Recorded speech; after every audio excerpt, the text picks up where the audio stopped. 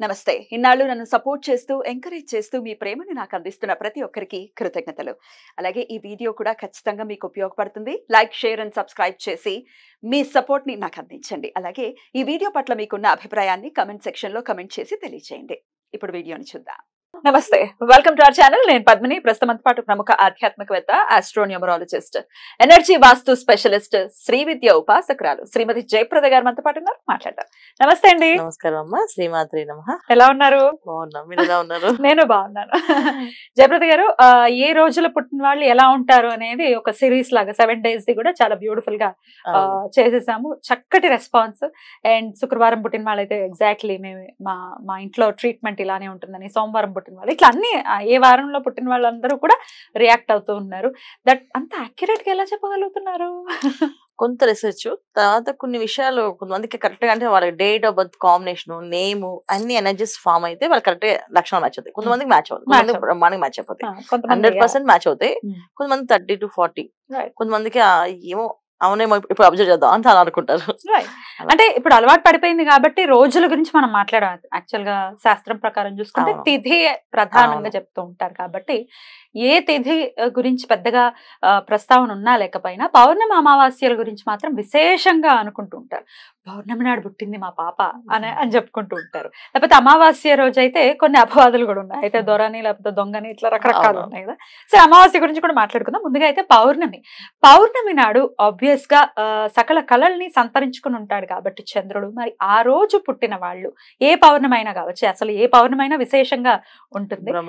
మరి ఎలా ఉంటారు? ఆడపిల్లలు కావచ్చు, మగపిల్లలు కావచ్చు. పొద్దున పుట్టిన వాళ్ళు ఎలా ఉంటారు, రాత్రి పుట్టిన వాళ్ళు ఎలా ఉంటారు? ఈ విషయాలన్నీ ఒక్కసారి మీ ద్వారా తెలుసుకోవాలి. తప్పకుండా. పౌర్ణమి అంటేనే సూపర్ అన్నమాట. వాళ్ళ లైఫ్ చాలా బాగుంటుంది. వాళ్ళకి ప్రతి విషయం క్లారిటీగా ఒక డెసిషన్ తీసుకొని చేయగలుగుతారు. సో వీళ్ళకి ఎప్పుడైనా మార్నింగ్ పుట్టే వాళ్ళకంటే ఈవినింగ్ పుట్టే వాళ్ళకి ఇంకా బాగా బ్లెస్సింగ్స్ అనమాట. చాలా బాగుంటుంది. అమ్మాయిలకి అయితే ఫాస్ట్ డెసిషన్స్. ఎంత ఫాస్ట్ గా డెసిషన్ తీసుకుంటారంటే కొంచెం అమ్మాయిలు పౌర్ణమి రోజు పుట్టకుండా ఉండడమే మంచిదని చెప్తాం ఒక్కొక్కసారి. ఎందుకు అంటే ఈ రోజుల్లో, ఒకప్పుడు పౌర్ణమి రోజు అమ్మాయిలు పుడితే సూపర్, చాలా లక్ష్మీకరలు, వాళ్ళ చేతితో ఏ వరకు ఇచ్చినా అది వాళ్ళకి మహాభాగ్యంగా కలిసి వచ్చే అవకాశాలు ఉండేవి. ఇంకొకటి ఏంటంటే వీళ్ళ చేతితో ఏ పని చేసినా సరే అది చాలా మంచి, ఇలా మొక్క తెంపి అలా మొక్క పెడితే మొక్క వచ్చేస్తండి అని చెప్తూ ఉంటారు మనకి, హస్తవాసి అని చెప్పేసి. ఇలాంటి పౌర్ణమి పుట్టిన అమ్మాయిలకి చాలా కళలు ఉన్నాయి. సో వాళ్ళ చేత ఏదైనా ట్రీట్మెంట్ చేసినా, ఏదైనా ఒక మందు ఇచ్చినా వెంటనే రోగం తగ్గిపోతుందని, ఏం అనకపోయినా జస్ట్ మనుషులు లాగే కాస్త రామరామ అనుకో, లేకపోతే కృష్ణ అనుకోని గుండె రాసుకుని తగ్గిపోతుందని, ఈ లక్షణాలన్నీ కూడా ఆడపిల్లలకి, పౌర్ణమి పుట్టిన ఆడపిల్లలకి అందరికీ ఉన్నాయి. అయితే అది ఒకప్పుడు అలా ఉండేది, వాళ్ళది బాగుండేది. ఈ కాలంలో పౌర్ణమి రోజు పుట్టిన అమ్మాయిలు చాలా ఫాస్ట్ కల్చర్ అయిపోయింది కదా. ఈ ఫాస్ట్ కల్చర్ వల్ల స్పాట్ గా తీసేసుకుంటా, అంటే నాకు ఇష్టం లేదు, నేను వెంటనే వినను అని చెప్పి తీసేసుకున్నాను. ఈ తీసుకోవడంలో ఎక్కడ అవుతుంది అంటే మెయిన్ వివాహంలో ఇబ్బందులు.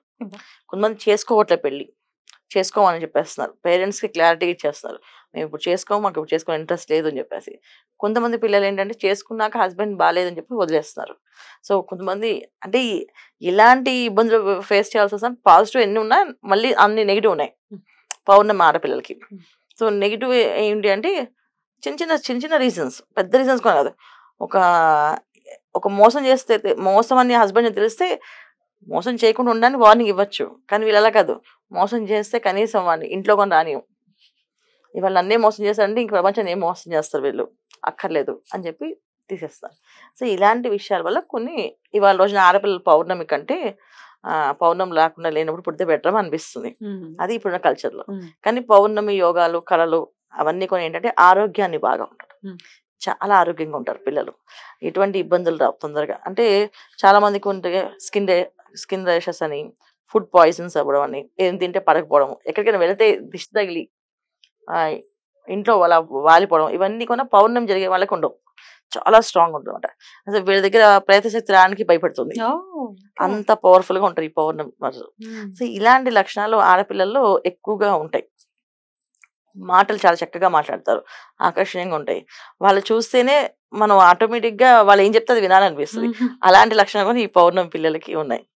కానీ దీంట్లో అబ్బాయిలకి వచ్చినప్పటికి ఏమవుతుందంటే, పౌర్ణమి రోజు అబ్బాయిలు పుడితే వీళ్ళు కొన్ని నియమాలు పాటిస్తే ఆ పౌర్ణమి కళలు వీళ్ళకి కలిసి వస్తాయి. తల్లిని గౌరవంగా చూసుకోవాలి, వీళ్ళు భార్యని గౌరవంగా చూసుకోవాలి, సమాజంలో ఆడవాళ్ళ పట్ల చాలా గౌరవంగా ఉండాలి.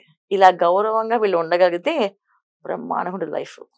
కానీ చాలా వరకు ఏంటంటే ఆ గౌరవంగా మాట్లాడుతుంటారు, రివర్స్ లో ఉంటారు. పౌర్ణమి కదా వాళ్ళ ఇష్టం, డెసిషన్స్ మా ఇష్టం, మాకు క్లారిటీ ఉంది చేసుకోగలం అని చెప్పి కొంతమంది డిపెండ్, వేరే వాళ్ళ మీద డిపెండ్ అయ్యి వాళ్ళ మీద చేసేస్తూ ఉంటారు. సో వీళ్ళకి పౌర్ణమి రోజు అబ్బాయిలకి ఏంటంటే మెయిన్ వీళ్ళు దత్తాత్రేయుని కొలవడం, ఎక్కువగా ఆరాధించడం, తర్వాత తండ్రిని గౌరవించడం, తల్లిని గౌరవించడం, ఈ కంపల్సరీ ఈ పనులు చేస్తేనే ఆ పౌర్ణమిలో ఉన్న కళలన్నీ వీళ్ళకి వస్తాయి. అంటే సంపద, ఐశ్వర్యము, ఆరోగ్యము, తర్వాత వీళ్ళకి ప్రాపర్టీస్ నిలబడ్డము. చాలా మందికి పౌర్ణమి రోజు పుట్టిన వాళ్ళు ఏం ప్రాపర్టీస్ బాగా నిలబడతాయి కదా, కానీ ఒకరికి ప్రాపర్టీస్ నిలబడవు, వెళ్ళిపోతుంటాయి. స్థలాల్లో కొంటారు, అలా అమ్మేస్తుంటారు. ఇల్లు కొనడమే కష్టంగా మారుతుంది, కొన్న ఇల్లు నిలబెట్టుకోవడం కష్టంగా ఉంటుంది వీళ్ళకి. చూస్తే జాతకం చూస్తే ఆ పూర్ణచంద్రుడు సూపర్ కదా, ఎందుకు మరి అవ్వట్లేదు అని చెప్పేసి ఇది ఒక రీజన్. రెండో రీజన్ అంటే జాతక రీత్యా ఉండే లక్షణాలు కూడా కొంతమందికి జాతకంలో యోగం కలిసి వస్తే ఈ పౌర్ణమి అన్ని ప్లస్ అయ్యి వాళ్ళు ఎలా ఉన్నా రఫ్ అండ్ టఫ్ గా ఉన్నా వాళ్ళు సాధిస్తారు. జాతకంలో యోగాలు కలిసి రాకపోతే ఈ పౌర్ణమిలో వీళ్ళు చేసే పనులు కూడా ఇలా ఇబ్బంది పెట్టే ఉండి ఖచ్చితంగా వీళ్ళకి కలిసి రాదు. అయితే పౌర్ణమి అంటే ఇప్పుడు విశేషంగా చెప్పుకోవాలి అంటే మార్గశీర్ష పౌర్ణమి మనందరికీ తెలిసిందే, దత్తాత్రేయ జయంతి అత్యంత వైభవంగా జరుగుతుంది. అలాగే అసలు ఏ పౌర్ణమి చూసుకున్న చైత్ర పౌర్ణమికి దానికి ఆ విశేషం ఉంటుంది, వైశాఖ పౌర్ణమికి దానికి మహావైశాఖి అని పిలవటం దానికో విశేషత ఉంటుంది. ఇట్లా అసలు రాఖీ పౌర్ణమి, ఇట్లా అసలు పౌర్ణమి అంటేనే విశేషవంతమైనటువంటి రోజు, చాలా చాలా విశేషం కదండి. 12 పౌర్ణములు మనకి చాలా విశేషం. సో అయితే ఈ జనరేషన్ కి మాత్రం వద్దు, ఒకవేళ పుట్టకుండా ఉంటేనే బెటర్ ఆడపిల్లలు అయితే అని అంటున్నారు. ఆల్రెడీ పుట్టేశారంటే ఎట్లాంటి పరిహారాలు చేసుకోవాలి ఆడపిల్లలు అయితే? ఆడపిల్లలు ఖచ్చితంగానన్నా వీళ్ళు పేరెంట్స్ ని చాలా రెస్పెక్ట్ గా చూడాలి. వీళ్ళు కూడా అంతే, అమ్మాయిలైనా అబ్బాయిలైనా పేరెంట్స్ కి రెస్పెక్ట్ ఇవ్వాలి. ఎంత స్పాట్ డెసిషన్స్ తీసుకోవాలనుకున్నా, ఎంత వెంటనే డెసిషన్స్ తీసుకోవాలనుకున్నప్పుడు కూడా ఏది తీసుకున్నా ఒకసారి పేరెంట్స్ అడగడం అండి. కోపం చాలా ఎక్కువగా ఉంటుంది, రఫ్ అండ్ టఫ్ గా ఉంటారు పిల్లలు, చాలా స్ట్రాంగ్ గా మాట్లాడతారు, అంటే వాళ్ళకి ధైర్యం ఎక్కువగా ఉంటుంది, అందువల్ల మాట్లాడతారు. సో ఇవాళ ఒకసారి వద్దు అంటే ఎందుకు అని రీజన్ చెప్పాలి. రీజన్ చెప్పకపోతే నెక్స్ట్ వచ్చేది కోపమే. కొంతమంది పిల్లలు గట్టిగా అరుస్తారు కూడా పేరెంట్స్ మీద. సో ఇలాంటివన్నీ వీళ్ళు మానేయాలి. మానేస్తే వీళ్ళు లక్ అనేది కలిసి వస్తుంది. ఇవి చేస్తే వీళ్ళు చాలా సూపర్ గా రాణిస్తారు. మామూలుగా ఉండదు లైఫ్, చాలా అద్భుతంగా ఉంటుంది. జనరల్ గా లైఫ్ పార్ట్నర్స్ వీళ్ళకి అన్ని అనుకూలంగానే వస్తారు. వీళ్ళు ఏం చెప్తే చేసేవాళ్ళే వస్తారు. కానీ వీళ్ళు చేసుకోవడము, మళ్ళీ వాళ్ళ దగ్గర నుంచి ఏవో ప్రాబ్లమ్స్ వస్తున్నాయంటే కారణం వాళ్ళ పేర్లు ఉన్న నెంబర్ కావచ్చు, వాళ్ళ నక్షత్ర ఉండే స్థితిగతులు కావచ్చు, జాతకంలో ఉండే యోగాలు కావచ్చు. వీటి వల్ల వీళ్ళకి కొంచెం ఫ్యామిలీ లైఫ్ అనేది ఇష్యూస్ కొంచెం ప్రాబ్లం ఉంటుంది. కొంతమందికి ఫైనాన్షియల్ గా పైకి రాకపోవడానికి కారణం ఉంటుంది. అయితే ఇది ఒక పౌర్ణమి ఒక విషయం అనమే కాదు, జన్మజాతకం పుట్టినప్పుడు వేసిన కుండలి ఇవన్నీ కొంచెం చెక్ చేసి చూడాలి. చూసినప్పుడు తెలుస్తుంది. కానీ వీళ్ళు చేయాల్సిన పని అంటే తల్లిదండ్రులని చాలా దైవంగా భావించాలి. అప్పుడే ఆ చంద్రుడు ఒక సూర్యుడు ఒక అనుగ్రహం వీళ్ళకి కలుగుతుంది. అయితే పౌర్ణమి అంటేనే ఆబ్వియస్ గా చంద్రుడికి సంబంధించినటువంటి, చంద్రుడు సూర్యుడు డెఫినెట్ గా ఇద్దరికి సంబంధించినటువంటిది. అయితే ఏ నక్షత్రం చాలా చాలా పవర్ఫుల్ గా పౌర్ణమి రోజు అయితే చాలా పవర్ఫుల్ గా మీరు కన్సిడర్ చేస్తారు? ఏ నక్షత్రమే? ఏ నక్షత్రం కాదు, పౌర్ణమి, నిండు పౌర్ణమి సాయంకాలం 7 గంటలకి ఆ సమయంలో పుట్టిన పిల్లలు చాలా యోగం. అవునా? చాలా బాగుంటుంది. సో అందుకని చాలా విశేషంగా చెప్పొచ్చు. నక్షత్రాల కంటే కూడా నాకు ఈ టైమింగ్స్ చాలా ఇష్టం. సాయంకాలం సంధ్యా సమయంలో 6:30-7 ప్రాంతంలో, ఆ టైంలో మగపిల్లలు పుట్టినా వాళ్ళకి శుభదాయకం అని చెప్పి అంటారు. ఆడపిల్లలు పుడితే వాళ్ళకి ఒక మహారాణులు అంటారు వాళ్ళని.